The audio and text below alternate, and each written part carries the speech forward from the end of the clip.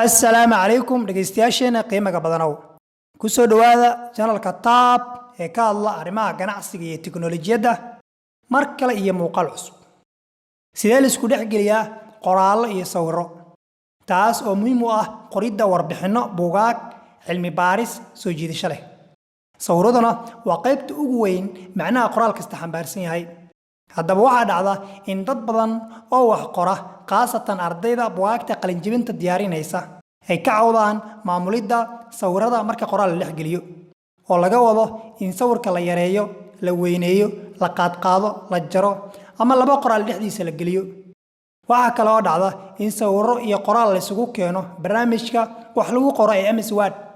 taas oo keenta inay sawirradii iyo qoraalkii isku dulboodaan sababtuna waa in sawirrada barnaamijyo kala duwan laga keenay sida barta wax laga baaray ee Google PDF Excel ama barnaamij kasta ama program sawir lagu samayn karo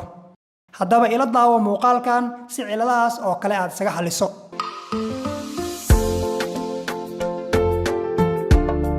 fadlan haddaad channelka ku cusub tahay subscribe dheh oo gambaleelkana furo si aad u noqoto daawadaha ugu horeeya ee muuqaaladeena cusub daawada asxaabtaadana la wadaag fikirkaaga noogu reeb qaybta hoose taab kala dasho wax walba oo aad tabanayso ee dhanka ganacsiga iyo tiknoolajiyada ah barnaamijka MS Word marka aad dhex taagan tahay qoraalna aad ku haysatid waxa u baahan tahay inaad qoraalkaaga ku qurxiso sawirro soo u noqdo mid soo jiidasho leh sawirraduna waa inay kugu jiraan hal folder saan oo kale si ay u noqdaan kuwo ku habaysan oo isla markaa u baahataba hore uga soo geliso MS Word waxaa laga yaabaa laakiin inaad meelo kala duwan aad ka keento sida inaad ka keento Google ama barta wax laga baaro ee internetka adoo halkaan oo kale ku qoraya magaca aad rabtid inaad wax ku baartid computer laptop wax uun image ayaad sii dooranaysaa sawir tiro badan oo kuu soo baxaya midka rabtaa ka dooran kartaa kadibna waxaad dhigi kartaa right click oo waxaad dhigi kartaa save image as sawir ahaan igu save garay isla markaasna waxaad raadi kartaa folderkii aad rabtay inaad wax ku shubto desktopkaaga ama flash ama local diskigaaga aad rabtid inaad dhex dhigtid aniga hadda folderkaan aan rabnaa inaan dhex dhigno folderka double click ku sii isla markaasna magaca un baan u bixi karnaa smartphone tusaale haddaan isaga qorno safena aan iska dhahno saan oo kale hadda haddaan folderka ku laabano waxaa noo soo galay sawir mobile ama waxaa laga yaabaa inaad ka keento program kale sida PDF Excel waxuun inaad sawir ka soo jarto ama programyo kale sida programyada wax lagu sawiro engineering drawing eegana ama program kasta oo aad uga baahan tahay sawir ka soo qaado waxa isla markaas ku jira windowga computerka kuugu jiray wuxuu wataa tool loo yaqaan snipping tool waxa loogu talagalay in wax lagu jaro laakiin faahfaahin dheer gudaha uma sii gelayno saan oo kale marka kuugu soo baxo hore waxaan ka qaadanaynaa new oo newgaas markaan ku dhufano calaamadaas plus ayaa kuu soo baxaysa dhinaca rabtaad ka bilaabi kartaa dhinacaan oo kale markaad ka bilaawdo sawirka aad rabtid inaad jarto isaga dhan waa inaad selection ama doorasho saartaa kadibna la ekay oo intaa rabtay markaa la ekaysid oo siida isla markaasna waxaa jarmay sawirkii oo kaliya wuxuu nooga baahan yahay inaan save garayno save as iskale isla markaasna waxaan raadi doonaa folderkii lana halkaasaan rabnaa inaan wax aan ku aruurino oo magacaan u bixinayno waxaan leenahay PDF sawir waa iska tusaale sawir macna un baad u baxsan magac un baad u baxsan kartaa save dheh kan iska xir oo hadda folderka haddaan ku laabanay laba sawiraan ku soo darnay horena kuwaa noogu jiray haddii aan aadno marka MS Word keena haddaan ku soo laabano lana halkaan ayaan rabnaa inaan sawirro soo gelino waxaan ku bilaabaynaa ugu horreyn inaan sawir soo gelino saan sawir soo geliso cursor-ka muuskaaga waa inaad dhigtid meesha aad rabtid sawirkaas inuu ka soo muuqdo for example halkaan ayaan rabaa hadda sawirku inuu iga soo muuqdo haddaan meelahan oo kale raba iyadana saas oo kale cursor-ka waa inaan geeyaa tusaale halkaan oo kale aan geynayaa kadibna waxaan aadi doonaa insert oo waxaan dooran doonaa picture kadibna waxaan u safri doonaa ama aan aadi doonaa folderkan desktopkaaga meel ka mid ah ama local disk ama flash meel un buu kugu jiraa hadda desktopku iska saaran yahay double click ku sii folderkaas ama fur oo kana sawirradii ayaan haysanay mid ka mid ah ayaan rabnaa inaan soo gelino oo sawirkaan aan dooranaynaa hadda oo loogada ah kadibna waxaan dhigi doonaa insert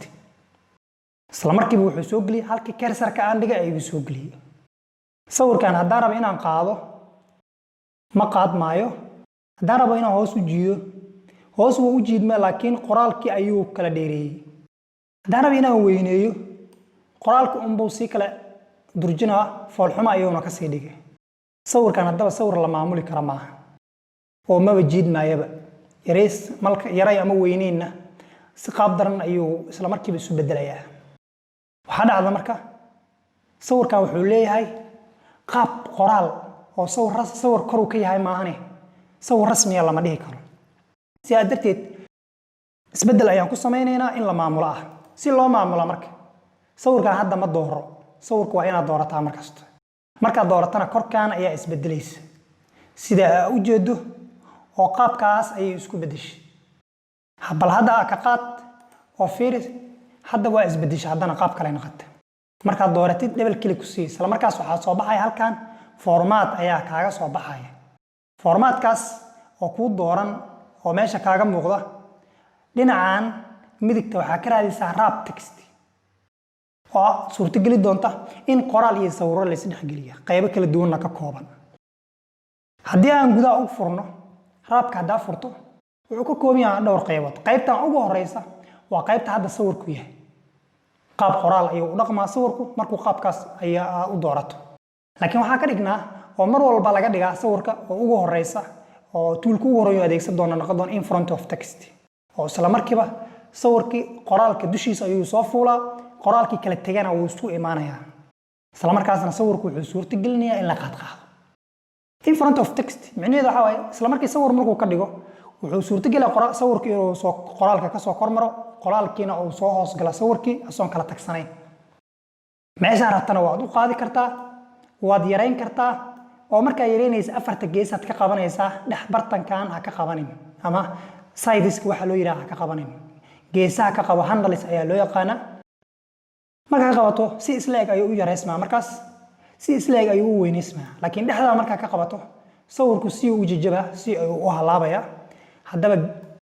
afartaas gees ka qabo, yarey, halkaa rabtana u qaad.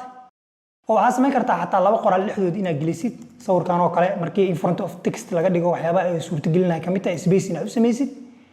spacekaasna waa space adiga aad samaynayso, kii haddaata uu samaynayay oo iska tirada badnaay camal maahan. haddaba waxaan rabnaa inaan ka laabano oo loogadan aan saarno halkaas. si fudud ayay u qaadmaysaa. hadda saa u jeedid gees haddaa ka qabtana waa weyneyn karaa. oo in front of textiga qaabkaasaa loo isticmaalaa. kana dal iska dhe, isla markaas adoo halkaas jooga oo dib u soo celi. sawir kalaan rabaa inaan soo geliyo, laakiin in front of text inaan ka bedelaan rabaa oo markaan square aan ka dhigo oo qoraal iyo sawir oo sawirkana uu gees ii fuulo, qoraalkana uu daba galo, macnaa sawir iyo qoraal isla socda. balan soo geliyo online ahaan waa ku soo geli karaa, laakiin isla picture-kii aan ku laabanaa mar kale oo waxaan soo gelinayaa sawirkan. asigana sidii oo kale lama maamuli karo, lama jiijiidi karo. asoo kuu dooran formatka hadda uu dooran yahay wrap textiga sii aad. hadduuse kuu dooraynoo saan oo kale ay ku dhacday double click ku seebis. wrapka fur, wrap textiga. markaan square ayaan dooranayaa. square-ku muxuu sameynayaa? in front of textigi oo kala waaye oo sawirka ka dhigaa, qaab dhaqankiisii oo ka dhigaa, laakiin wuxuu uga duwan yahay isiga. in front of textigu sawirku qoraalka korkiisuu soo marayay, laakiin kan qoraalka dhinac buu u cararaa. qoraalka fiiri sooma dul maraayo oo sawirka sooma kor kama soo fuulaayo sida kan oo kale. kan haddaa u jeedid qoraalka dushiisuu saaraya, laakiin kan saa u jeedid sida joornaalada oo kale sawirkiyaa dhinacan yaalla, qoraalkiyaa soo dabagalay. ama dhinacaan oo sawirka la mari karaa oo qoraalkii ayaa dhinaca bidix maraya. square ayaa la dhahaa. inta badanna joornaalada loo isticmaalaa. aad ayaa loo isticmaalaa square-kana waa muhiim. sidii oo kale ayuu leeyahay waa la yareyn karaa waana la weyneyn karaa. oo xag habdhaqanka ama jiiditaanka ama yareynta wuxuu kala mid yahay in front of text. laakiin xagga uu ka soo baxayo uga duwan yahay marka la fiirsho, marka la eego in front of textiga. inta badan joornaalada, qoraalada, bugaagta dhammaan waa loo isticmaalaa square-ka. laakiin in front of textigan markii laba qoraal space la gelinayo sida hadda aan gelinayno kala ay sigana la geliyo ku fiican yahay. oo hadda rabta hadda labadan qoraal dhexdiisa daa inaad gelisid space-na aad haysatid square kama dhigaysid simple waxaa kaaga filan inaad in front of text-ga aad dooratid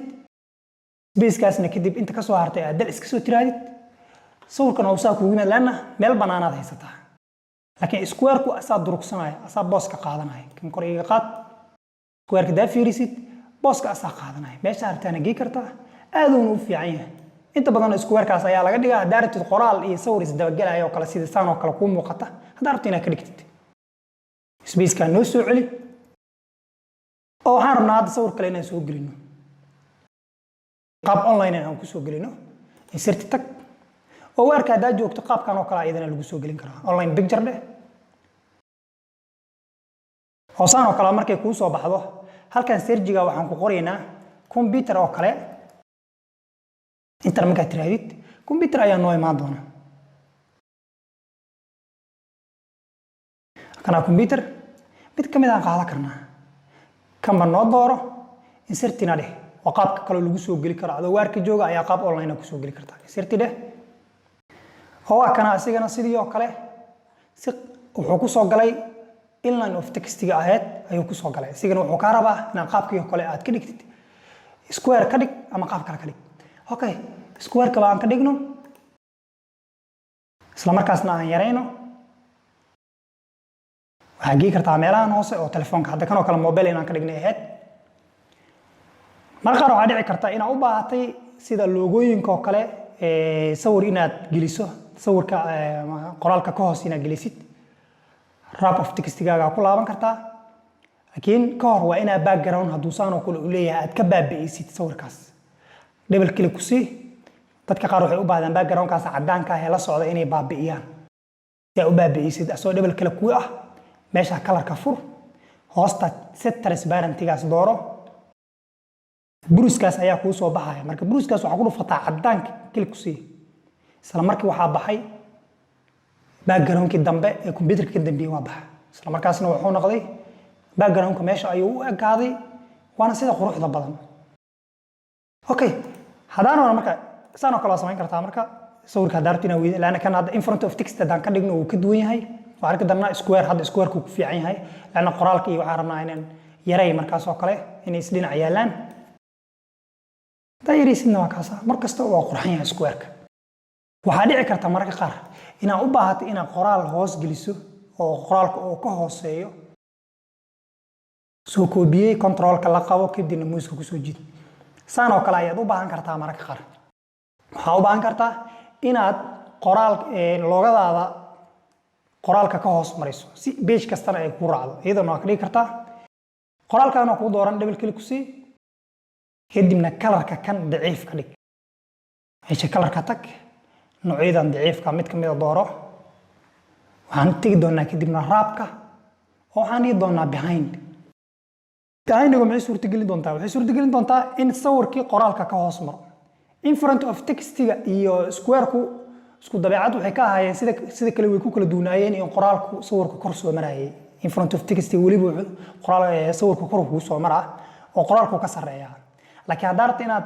sida loogadaada oo kale aad ka hoos mariso qoraalka saas oo kala samayn kartaa waana ka hooseeya hadda waa kana oo qurxan tahay color-kaadna tagtay khafiif waa sii khafiifi kartaa mid oo aad daciif waa daraadisid ama color-ka ka sii yareyn kartaa sidaan ayaa loo maamulaa inta badan sawirada ama square qaado ama behind qaado ama in front of text qaado hadda u baahan tahay inaad crop iyo samaysidna waa la mid oo sawirka waa jari kartaa ama rotate ku samayn kartaa rotate inaad ku samaysid ama inaad crop ku samaysid oo waa kana